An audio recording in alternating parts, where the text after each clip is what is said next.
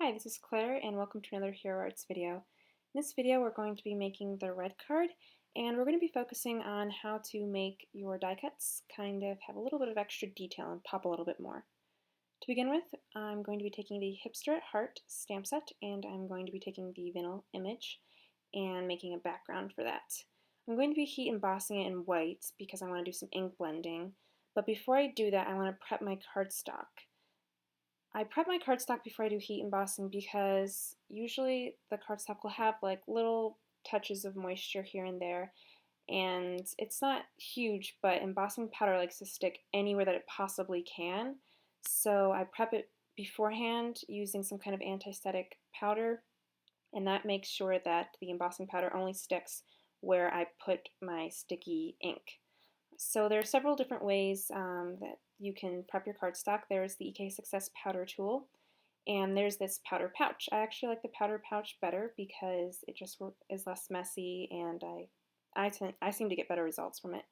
But if you don't have either of those, you can make your own, which is just cornstarch powder. Just take a paintbrush and brush it over.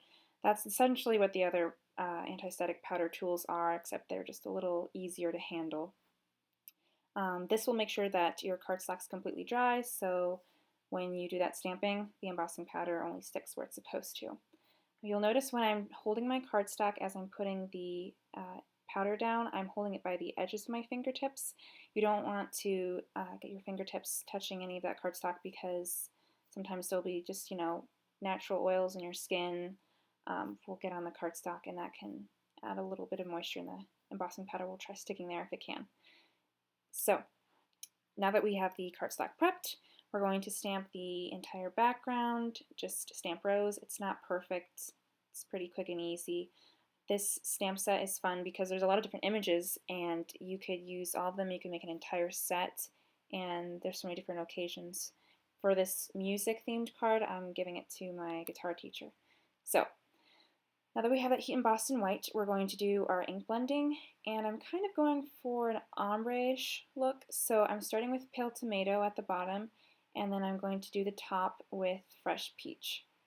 So something I want to point out real quick is that I find certain inks work better with certain cardstocks when you're doing ink blending.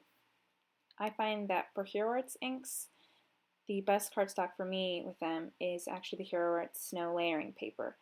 But it may be different for you, and depending on what kind of ink you're using, different cardstocks might be better.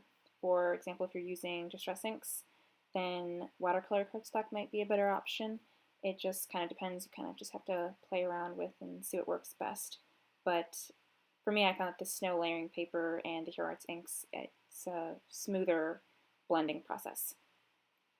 So this is the same thing that I did with the blue card, except I used pool and soft pool. You could do an entire panel in just one color, or you could do a rainbow of colors. It's really fun. That's one of the reasons why I love these cards, is because there's so many different ways you can kind of change them up and make an entire card set, and it's pretty quick and easy to do as well. So now that we have that blended, we're going to take some black cardstock, and I'm going to show you those different ways of kind of making those die cuts pop. So the first way of doing that is doing some heat embossing. So I'm going to take one of those panels of black cardstock and I'm going to cover it with Versamark. I'm going to first smush my Versamark against the black cardstock to really get the Versamark ink on there. And then I'm going to smear it out with the ink pad just so that it doesn't have a blocky impression to it. And then we're going to cover that with clear or sparkle embossing powder, heat emboss that, and then die cut our words. It's a lot easier to do the heat embossing before you do the die cutting because they're just so frail and delicate when you die cut them first.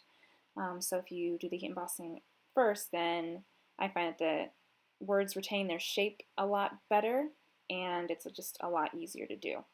So you could use different types of embossing powders if you wanted. This embossing powder is actually clear, so you could use whatever type of cardstock in the background you wanted to.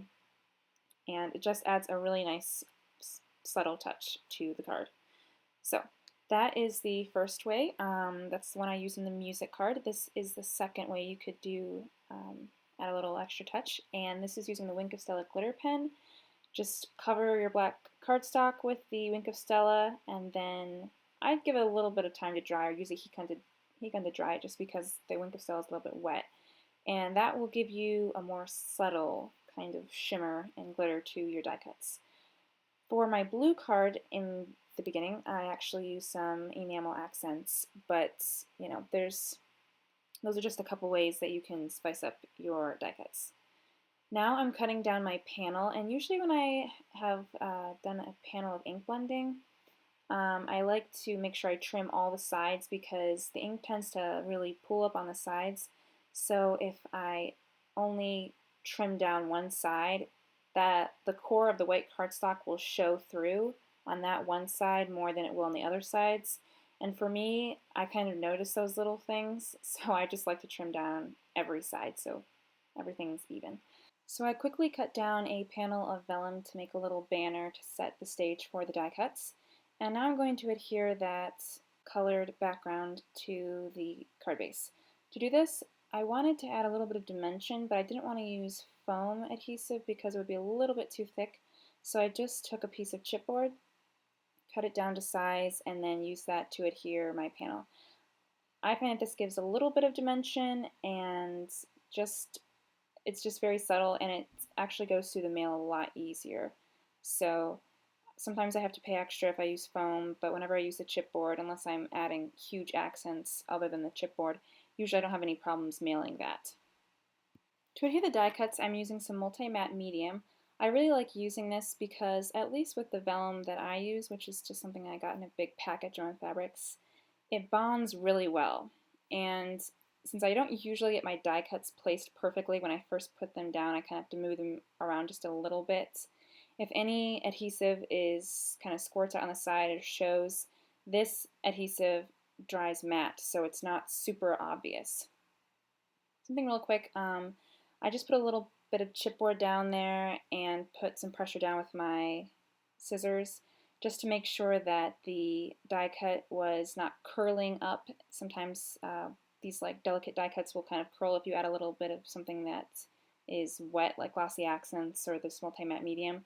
So I just put that piece of chipboard down there to make sure that it's drying flat. So for the last touch, I am adding those little cute musical notes. And I use the Hero Arts black ink. This ink I find it works really well with vellum. It's not hard to smear on vellum, but it works better than any other ink that I've ever used on vellum. But before I am adhering this vellum panel down, I quickly zapped that ink with my heat gun just to make sure that the ink was dry and wouldn't smear later. To adhere the vellum panel down, I'm using that multi-matte adhesive again, and I'm adding my adhesive right behind where the die cut is so the adhesive doesn't show in the back or from the front. I also used a little bit of vellum tape later and added just a little bit to the top of the flag just to make sure that the flag didn't get stuck when I was trying to put the card in an envelope or anything like that. So that finishes up the cards today. I hope you had fun watching. If you have any questions or comments, you can leave them on the blog or on the YouTube video comment section. And all supplies and directions will be listed on the blog post, and supplies will be listed on the YouTube description. Thank you for watching and have a great day. God bless. Bye.